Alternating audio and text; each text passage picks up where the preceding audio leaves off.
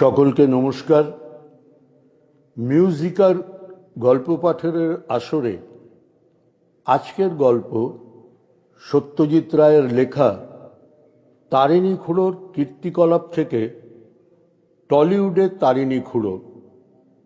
গল্পটি প্রথম প্রকাশিত হয় সন্দেশ পত্রিকায় 1392 বঙ্গাব্দের বৈশাখ সংখ্যায়। চলুন সকলে যাই গল্প পাঠের আসরে। পাঠে রয়েছি বিমল চক্রবর্তী। তাকিয়াটাকে কোলের উপর টেনে নিয়ে আরো জমিয়ে বসে ঝুঁকে পড়ে তারিণী খুড়ো তার গল্প আরম্ভ করলেন। আমার তখন 23 বছর বয়স, তবে একটা তেকোনা ফ্রেঞ্চ কাট গোছে দাড়ি রেখেছিলাম বলে মনে হতো 33। আমি 42 সালের কথা বলছি। তখন যুদ্ধ চলছে পুরো দমে। কলকাতার রাস্তাঘাটে খাকি পরা জিআই সেনা ঘোরাফেরা করছে। শহরের চেহারাটাই পাল্টে গেছে। জোড়া জোড়া মার্কিন মিলিটারি পুলিশ চৌরঙ্গিতে টহল দিয়ে ফেরে। তাদের জামার আস্তিনে কনুইয়ের ঠিক ওপরে লেখা এমপি। সিনেমা হাউসগুলো খালি পড়ে থাকে না কখনো। ম্যাটিনি, ইভিনিং, নাইট তিনটেতেই হাউসফুল। সব ছবি হিট, তা সে দেশি হোক আর বিলিতি হোক। আমাদের টলিউডের স্টুডিওগুলো গমগম করছে। কুইক মানির লোভে রোজই টাকাওয়ালা নতুন নতুন প্রডিউসার আসছে। তারা জানে ছবি একবার লেগে গেলে কোনো ব্যবসাতে চটজলদি এত লাভ হয় না। আমার মেজ বাবার এক সহপাঠী, নাম পরেশ মুস্তাফি।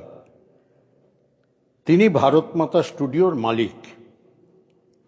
আমাকে ডেকে পাঠিয়ে যেচে একটা চাকরি দিলেন প্রোডাকশন ম্যানেজারের। কাজটা নেহাত ফেলনা নয়। একটা ছবি হলে পরে সবাইয়ের সঙ্গে যোগাযোগ রাখা, খরচের হিসেব রাখা, আর্টিস্ট আর কর্মীদের পেমেন্ট করা, এমনকি ছুঁচ থেকে হাতি পর্যন্ত যা কিছু একটা ছবিতে লাগবে সব কিছু জোগাড় করার ভার আমার উপর। তখন বয়স কম, তাছাড়া 2 পয়সা রোজগার হচ্ছে, খাটনি হলেও কাজটা ভালোই লাগছিল। সেই সঙ্গে এটাও বলা দরকার, ভেতরে ভেতরে আমারও অভিনয়ের একটা শখ ছিল। আমার চেহারাটা যে এককালে ভালো ছিল সেটা তো তোমাদের বলেইছি। তাছাড়া আমি ছিলাম হলিউডের ছবির পোকা। বাংলা ছবিতে তো আর অভিনয় হতো না, হতো রং তামাশা। আমি দেখি পৃথিবীর সব সেরা স্টারের অভিনয়, যাকে দেখে অভিনয় বলেই মনেই হয় না। অবশ্যই সেই সঙ্গে ভালো বাংলা পেশাদারি থিয়েটারও বাদ দিই না, কারণ শিশির ভাদুড়ি, যোগেশ চৌধুরী, মনোরঞ্জন ভট্টাচার্য এরা সব ছিলেন বাঘা বাঘা অভিনেতা। কিন্তু যেচে গিয়ে বলবো আমায় একটা পার্ট দিন, তেমন সাহস তখনও হয়নি। তবে স্টুডিও পাড়ায় থাকলে কোনো প্রযোজক বা পরিচালকের চোখে পড়ে গিয়ে সুযোগ যে আসবে না এমনই বা কে বলতে পারে। একদিন জানতে পারলাম যে আলমগীর ছবি হচ্ছে আমাদের এই ভারতমাতা স্টুডিওতেই, আর স্টুডিওই টাকা ঢালছে সে ছবিতে। বস মুস্তফি সাহেব আমাকে ডেকে সব ডিটেলগুলো বললেন। তখনকার নামকরা পরিচালক জগদীশ নস্কর পরিচালনা করবেন। সেরা অভিনেতারা সব অভিনয় করছেন। তবে নাম ভূমিকায়, অর্থাৎ আলমগীরের চরিত্রে একটি নতুন লোককে নেওয়া হচ্ছে। এর নাম রমণীমোহন চ্যাটার্জি। সুন্দর চেহারা, উচ্চবংশের ছেলে, অনেক পয়সা। মুস্তফি মশাই নিজেই নাকি ছেলেটিকে এক বিয়ে বাড়িতে দেখে সোজাসুজি অফারটা দেন। এবং ছেলেটি নাকি এক কথায় রাজিও হয়ে যায়। রমণীমোহন চ্যাটার্জি নামটা আমার চেনা চেনা লাগছিল, কেন বুঝতে পারছিলাম না। শেষটায় হঠাৎ মনে পড়ল যে শ্যামবাজারের একটা ক্লাবে আমারই স্কুলের সহপাঠী ব্রতিন থিয়েটার করে, তার কাছে শুনেছি এই রমণীমোহনের কথা। চেহারা ভালো, অনেকটা তোর মতো দেখতে বলেছিল ব্রতিন, আর অ্যাক্টিংটাও নাকি ও ভালোই করে। তবু মনে একটা খটকা ছিল, তাই ব্রতিনের সঙ্গে সরাসরি যোগাযোগ করলাম, আর করে জানলাম যে এ সেই একই রমণীমোহন। বললাম, পারবে তো এত বড় দায়িত্ব কাঁধে নিতে? ব্রতিন বললে, আদা নুন খেয়ে উঠে পড়ে লেগেছে তো ছোকরা, শখ প্রচণ্ড। আর ও একটা আংটি পরে, সেটা নাকি মুঘল আমলের, ওর ঠাকুরদার ছিল, খুব পয়া। আলমগীর সাজলে ওটা আঙুলে পড়বে, আর তাহলে নাকি আর দেখতে হবে না। আসলে রমণী আবার তুকতাকে বিশ্বাস করে, পুজো আচ্চা করে। বড়লোক বাপের একমাত্র ছেলে, বুঝতেই তো পাচ্ছিস। পয়সার জন্য যে করছে তা তো নয়, শখ হয়েছে চিত্র তারকা হবার। পয়লা বৈশাখ মহরতের দিন স্থির হয়েছে, এখন মার্চের মাঝামাঝি, তাই হাতে কিছুটা সময় আছে। ইতিমধ্যে পরিচালক জগদীশ নস্কর একদিন বলে বসলেন যে নতুন ছেলেটিকে একবার বাজিয়ে দেখবেন। শুধু চেহারাতে তো হবে না, তাকে ডায়লগ বলতে হবে, তার অভিনয় ছাড়াও কণ্ঠস্বর, উচ্চারণ ইত্যাদি ভালো হওয়া চাই। আর একমাত্র সেই যখন নতুন, তখন তাকে একবার পরীক্ষা করে দেখা উচিত। এই পরীক্ষায় উতরলে তারপর একটা ক্যামেরা টেস্ট নিলেই চলবে। আমারই উপর ভার পড়ল রমণীমোহনকে টেলিফোন করে তারই বাড়িতে একটা অ্যাপয়েন্টমেন্ট করা। রবিবার সকাল 10টায় টাইম ঠিক হলো। আমি আর পরিচালক মশাই যাব। টেস্টে পাস করলে পর মুস্তাফির সঙ্গে বাকি কথা হবে। রবিবার এসে পড়ল। জগদীশ নস্কর সময়ানুবর্তিতায় বিশ্বাসী। ঘড়ির কাঁটায় কাঁটায় 10টায় গিয়ে রমণীমোহনের বাড়ির সদর দরজায় বেল টিপলেন। বেয়ারা আমাদের বৈঠকখানায় নিয়ে গিয়ে বসাবার প্রায় সঙ্গে সঙ্গেই রমণীমোহনের আবির্ভাব হলো। চেহারা ভালো, তাতে সন্দেহ নেই। আর এতেও সন্দেহ নেই যে আমার সঙ্গে একটা মিল আছে। দুজনেরই হাইট 6 ফুট, দোহারা চেহারা, ফর্সা রং, চোখা নাক, পাতলা ঠোঁট। আমার তেকোনা দাড়ির জন্য মিলটা হয়তো অতটা ধরা পড়ে না, কিন্তু আমি জানি দাড়ি বাদ গেলেই পড়বে।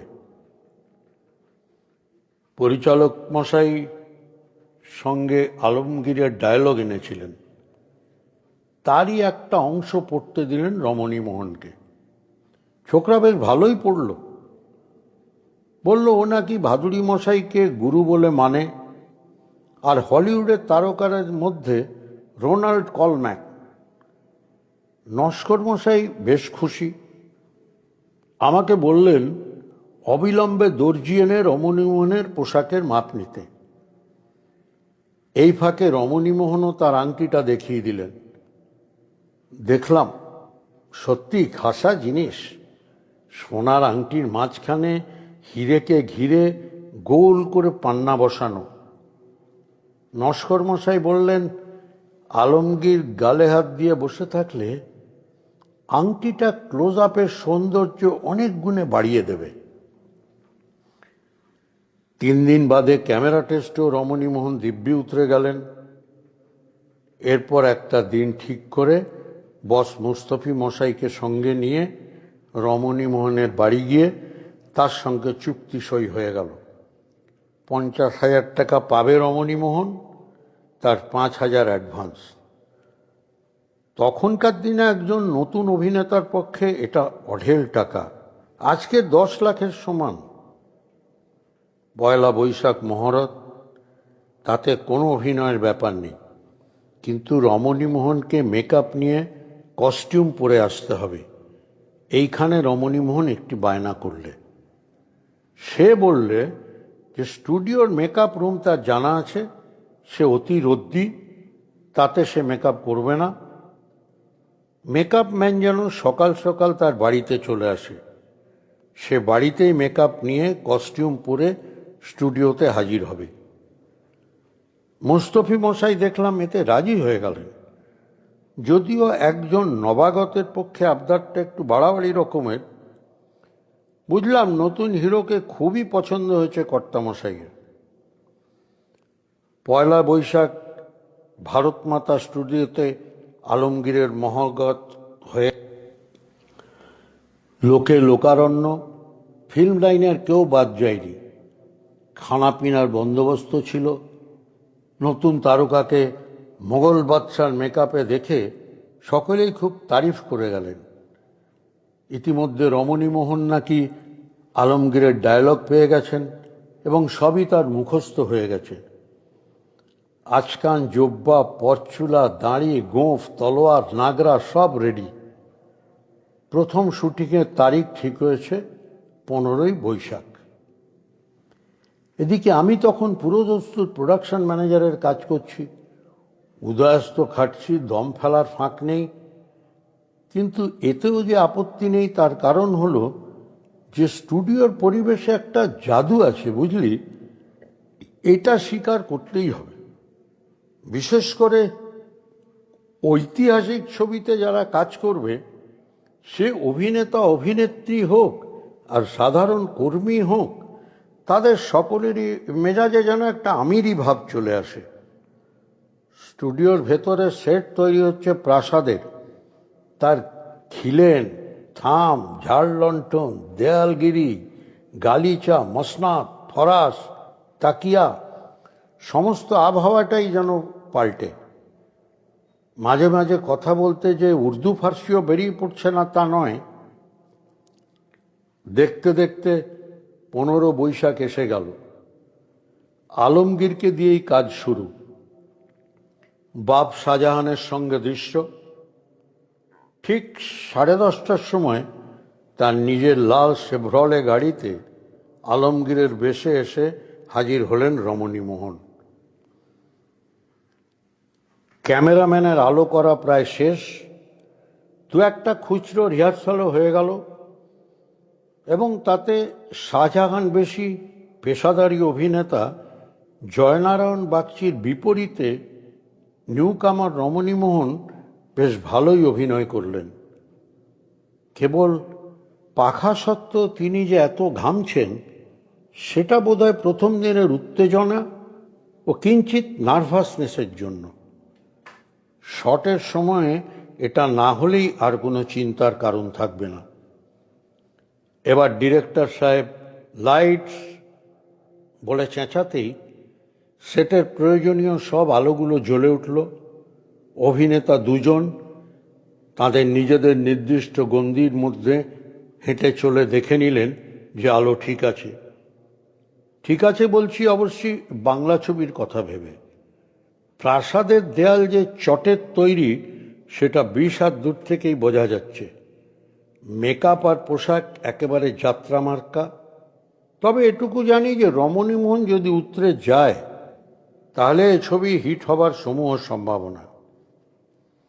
সব রেডি? হাঁক দিয়ে প্রশ্ন করলেন পরিচালক জগদীশ নস্কর। নস্কর সাহেব হচ্ছেন সেই জাতের পরিচালক যিনি যার যার কাজ তাকে তাকে দিয়ে নিজে পরম নিশ্চিন্ত বোধ করেন।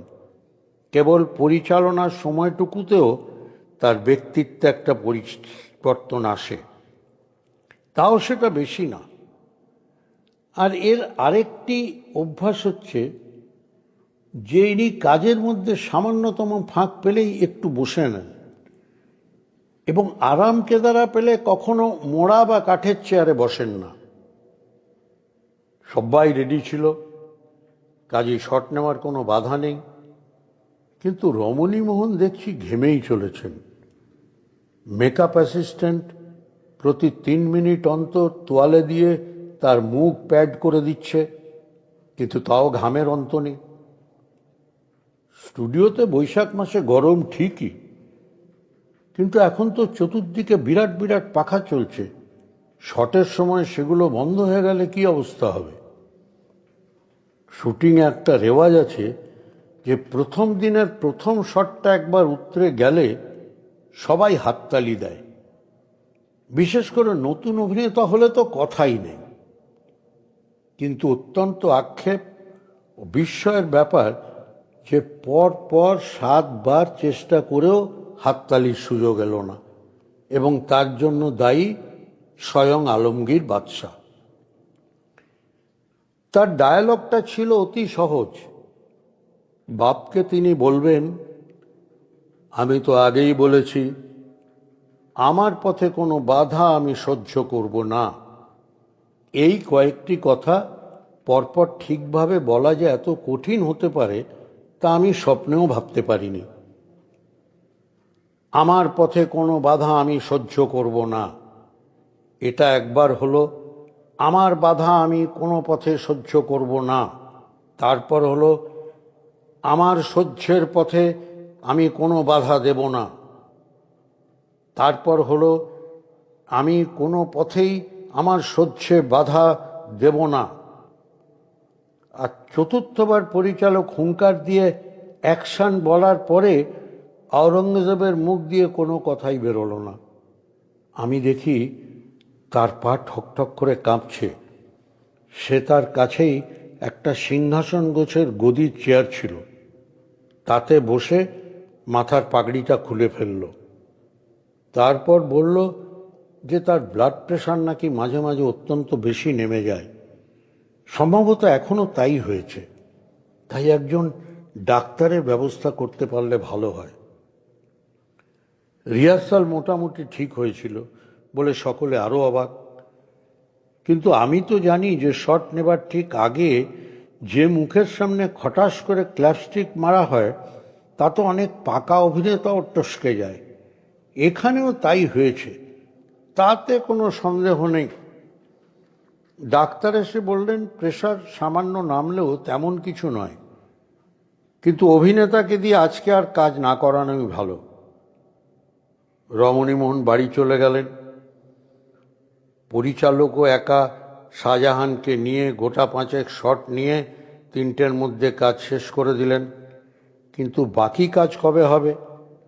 আর এই রমণীমোহনকে দিয়ে আদৌ কাজ চলবে কি, নাকি শেষ মুহূর্তে অন্য অভিনেতা দেখ? আমার বস মিস্টার মুস্তফি আমায় ডেকে বললেন, তুমি একবারটি ওই ছোকরার বাড়িতে গিয়ে সঠিক খবরটা নিয়ে এসো তো। সে নিজে কি মনে করে সেটা জানা দরকার। সে ফ্র্যাঙ্কলি বলুক সে পারবে কি না। যদি কদিন সময় চায় তাও দিতে রাজি আছি, কারণ চেহারার দিক দিয়ে ওকে মানেই ছিল চমৎকার।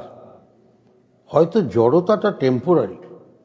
অবশ্য দ্বিতীয় দিনও এই একই ব্যাপার ঘটলে অন্য লোক নিতেই হবে।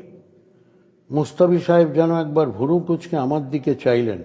ভাবটা যেন একে দিয়েও তো কাজটা চলতে পারত, কিন্তু তারপর আর কিছু বললেন না, আর আমিও চুপ করে চেপে গেলুম। 2 দিন পরে অ্যাপয়েন্টমেন্ট করে রমণীমোহনের ট্যাগর ক্যাসল রোডের বাড়িতে গিয়ে হাজির হলুম। বেয়ারা আমায় বৈঠকখানায় বসানোর 1 মিনিটের মধ্যে বাবু এসে ঢুকলেন।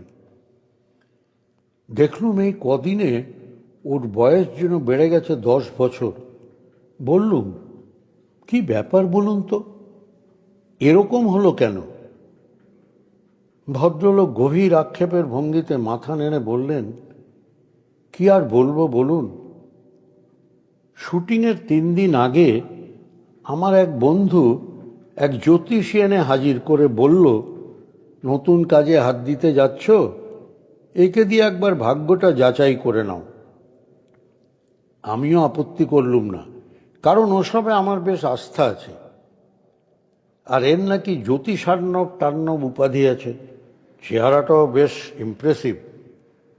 কিন্তু মশাই, হাত দেখার আগেই আমার মাথার দুদিকে রগ বুড়ো আর কোড়ে আঙুলে টিপে লোকটা কি বললে জানেন?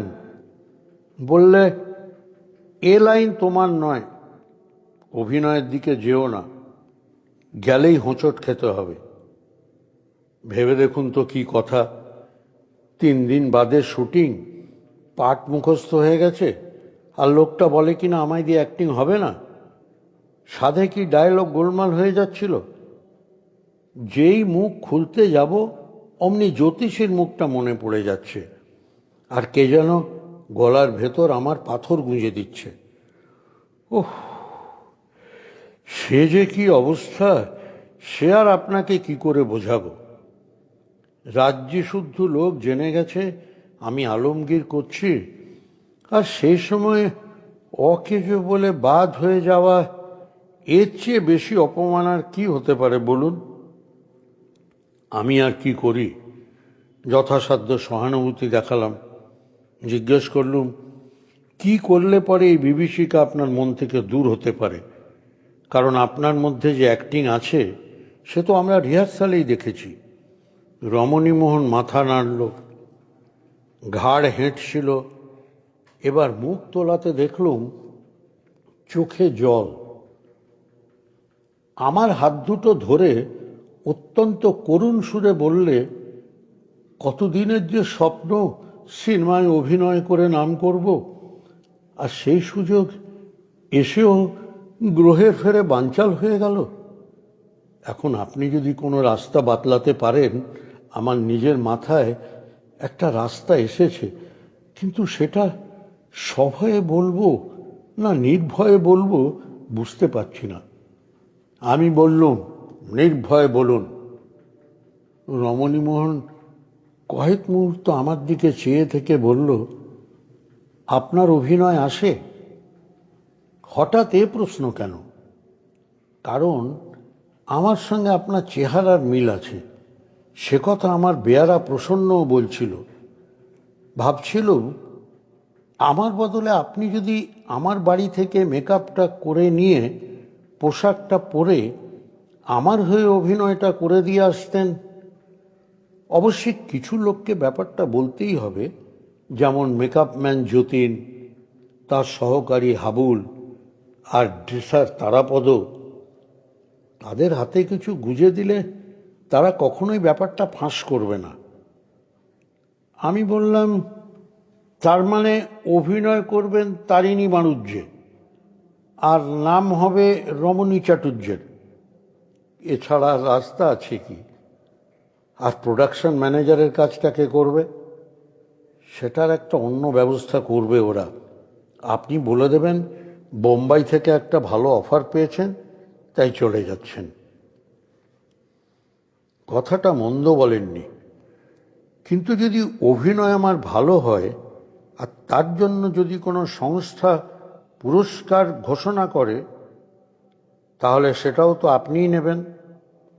তা তো নিতেই হবে, তবে আপনাকে পারিশ্রমিক ছাড়াও আমি একটা জিনিস দিতে রাজি আছি। কি জিনিস? আমার এই মোগলাই আংটি, আজকের বাজারের দাম কত জানেন? পুরনো ভালো জিনিসের ওপর আমার মোহ আছে, সেটা তো তোরা ভালোই জানিস। সেটা তখনও ছিল। বলে দিলুম, ঠিক হয়, আমি আপনার প্রস্তাবে রাজি, কিন্তু সবচেয়ে আগে আপনার চিত্রনাট্যটি চাই, ডায়লগ মুখস্থ করতে হবে তো। রমণীমোহন তৎক্ষণাৎ তার ফাইলটা এনে আমায় দিলেন। সেদিনই বিকেলে মিস্টার মুস্তফির কাছে গিয়ে বললুম যে রমণীমোহন আরেকটা চান্স চাইছে, বলছি এবার না হলে তাকে যেন বাদ দেওয়া হয়। মুস্তাফি মশাই রাজি হয়ে গেলেন। ওদিকে পরিচালক মশাইকেও খবরটা দিয়ে দেওয়া হলো। রমণীমোহনকে সুস্থ হবার সময় দিয়ে 15 দিন পরে শুটিং রাখা হলো। অন্যদের কাজের তারিখ আর স্টুডিওর বুকিংও যেভাবে বদলে দেওয়া হলো, যাদের দলে টেনে নেবার কথা তাদের সকলকেই তালিম দেওয়া হয়ে গেছে। আমার জায়গায় নতুন প্রোডাকশন ম্যানেজার এসে গেছে, তাকেও দলে টেনে নিয়েছি। কারণ প্রোডাকশন ম্যানেজারের কাছে কোনো কিছু লুকানো বড় কঠিন ব্যাপার। আমি মুস্তাফি মশাইকে অবশ্য জানিয়ে দিয়েছি যে আমি একটা ভালো চান্স পেয়ে বম্বে চলে যাচ্ছি, এ ছবিতে আর আমার দ্বারা কাজ করা সম্ভব হবে না। যথারীতি শুটিংয়ের দিন এসে পড়ল। সকাল 10টায় রমণীমোহনের লাল শেভরলে এসে ঢুকলো ভারত মাতা স্টুডিওতে। তার থেকে আলমগীরের বেশে নামলেন তারিণী বাণুজ্যে। কার বাপের সাধ্যি ধরে যে একটা চেঞ্জ হয়ে গেছে? সেই একই দৃশ্য তোলা হবে, সব তৈরি, সবাই তৈরি। স্টার্ট সাউন্ড বলে চেঁচিয়ে উঠলেন পরিচালক। সাউন্ডম্যানের কাছ থেকে উত্তর এলো রানিং, অ্যাকশন। আলমগীর তার বাবার সামনে এসে অত্যন্ত সাবলীলভাবে তার কথা বলে গেলেন। শটের শেষে পরিচালক কাট বলতেই হাততালিতে স্টুডিও গমগম করে উঠল। সারাদিনের 13টি শটের একটিতেও রমণী তারিণী ঠেকলেন না। ছবি শেষ হতে লাগলো 5 মাস।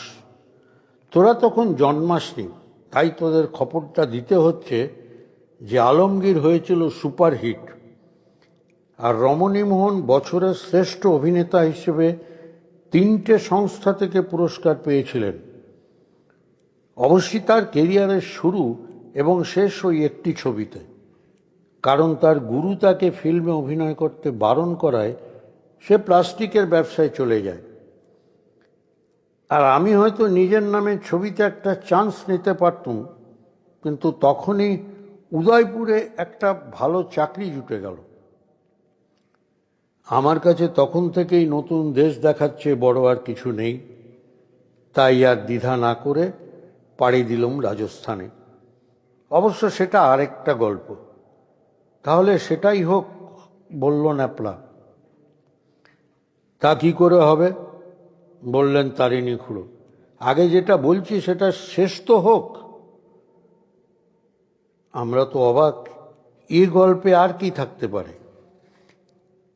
আমি যে দ্বৈত ভূমিকা বা ডাবল পার্ট করেছিলাম সেটাই তো তোদের বলা হয়নি,